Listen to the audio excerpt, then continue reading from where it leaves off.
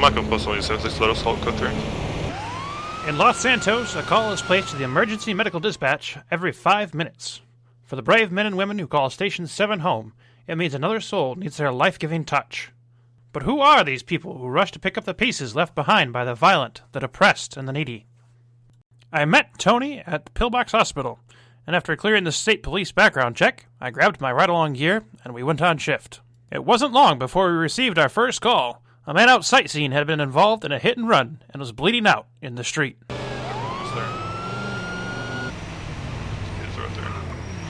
Oh, man. With the victim groaning loudly and traffic whizzing by at incredible speeds, I got my first glimpse of Tony's professional care and unshakable bravery. Let me block traffic. Alrighty, sir. How you feeling, man? Calm down. Alrighty. Let me take this mask off you first. After assessing and splinting up our sightseeing scuba diver, we rushed to one of the most remote hospitals in Polito, where Tony got our unfortunate twisted traveler into a receiving bed. With the patient resting comfortably, I got my first glimpse into the man behind the uniform. Wait, are you Mr. No Shower? Yes! This has got a good story here, I can tell. Yeah, I don't know why he's calling me No Shower. Because he says that I never shower my hair.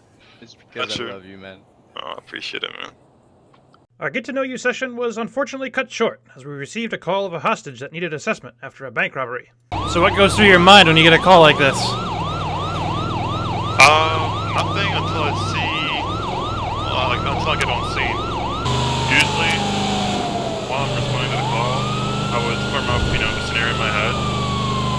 If I'm a little unsure about it, I would pull up my phone again, and I would read again what the patient is going through at the moment. So I would have, from start to finish, I would know what I'm doing. Hey, for Mike 176. Okay, so we're gonna go in and take a look at the hostage, see what's up. As I quickly learn, not every call SAFR responds to is a bloody one. Tony runs the former hostage through a small but efficient set of questions, assessing his mental state before making the call that his patient is in good enough mental health to get himself home. And how you feeling, yourself? You feeling alright? Yeah, it was pretty shocking, I'm not gonna lie. After responding to several additional calls, a rare lull descends over the city. And as we cruise around waiting for the next call, I get to ask Tony some of the truly important questions in life. Something like the Bahamas would be one of my favorite spots, but not exactly though. That's not exactly my vibe. Maybe Burger Shaw. Have you ever tried for Burger Shaw yet? Okay. I'd rather dogs, to be honest. Okay, a dog man. There we go. Favorite breed? What do you like? Somewhere around the vicinity of a Doberman or a Pit Bull. Our jovial break ends as several of the other SAFR head off shift for the evening, and Tony and I once again take to the streets. I ask Tony about the frequency and types of calls the SAFR receive. I'm shocked once again to hear about the high volume that the SAFR has to deal with on a daily basis. So how many calls a night do you typically receive? Depending on your shift, really, and the hour, on the rush hour, or if it's really dead and whatnot. So the answer may vary. And so typically, maybe I'd say 15.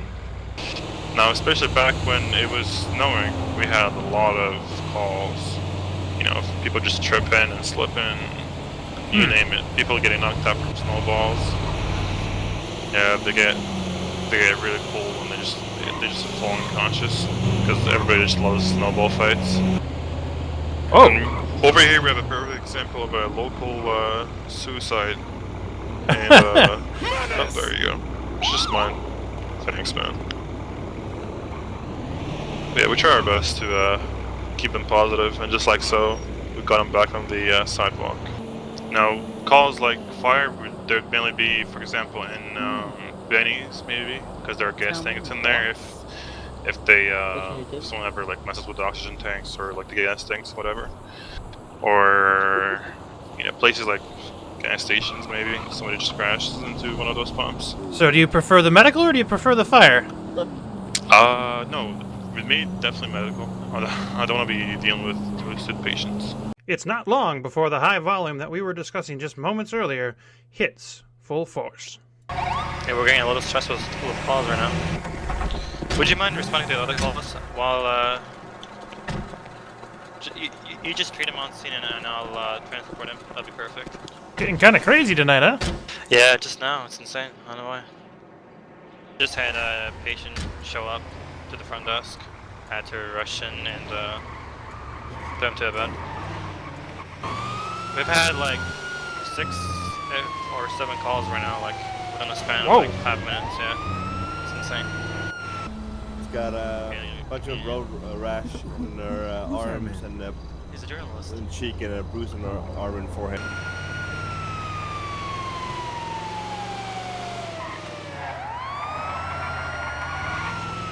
Attending call after call after call, Tony executes his responsibilities in a swift and efficient manner. I'm curious, though, with so many calls, there must be those who are dissatisfied. I ask him about it. If we really have to, like, for example, now we do let off patients on scene, depending if their injuries are not so severe, but if it is, then, and they try to refuse treatment, then we'd have to restrain them and take them with us forcefully. And that's where they get really salty. That's where, you know, their recording starts to kick in and, you know, the preparation for a lot starts to kick in. I mean, in most cases, not most, in all cases, if we're doing our job right, we shouldn't worry about that. As fate may have it, shortly after finishing our discussion, his supervisor calls Tony in to discuss a case and a potential lawsuit in the making. An often hidden side of being an EMT or a paramedic, I find, is the mental health strain on the individual. And after witnessing the events of the previous night, I can understand why. I asked Tony how he handles it himself. Yeah, that was part of the reason why I had or why I needed the leave of absence. That was one of the reasons. I had other things to do, but at the same time, you know, I just had to take a break because I really burnt myself out of this job. So I'd be on duty for like 6 hours to 8 hours a day. After many harrowing hours, the sun finally begins to rise, the calls dwindle, and Tony enters the final hours of his shift. We are once again able to talk about what's important to him. Do you have any hobbies? Well, believe it or not, that's all I do. Drive the bus, go to sleep. Go to sleep, drive the bus. What I do is my hobby, and it is how I have fun. So, realistically, you know, it's everything in one package, right? I don't really, you know, try something new, I guess. That's what you want to call it. As my time with Tony comes to a close, I'm perplexed by one final question. How's a man so dedicated to his job, so dedicated to the people of Los Santos, not taken? So you mentioned you're currently single. Is there somebody else in your life or somebody you're pursuing? No.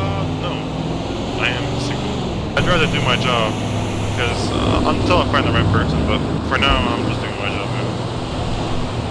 As we say our goodbyes, there's no doubt in this journalist's mind that people like Tony and the SAFR deserve all of our respect, and a great deal of our appreciation, too. The unforgiving hours, dealing with people of various temperaments, the threat of future lawsuits if their service isn't exactly how they want, the rushing into danger, the selfless sacrifice that happens day by day. This is truly the day in the life of the medic. I'd like to thank the SAFR, and especially Tony, for taking me on this eye-opening adventure. And ladies and gentlemen, as a reminder, this man is still single. This has been Chaz Dingley. Thank you for watching.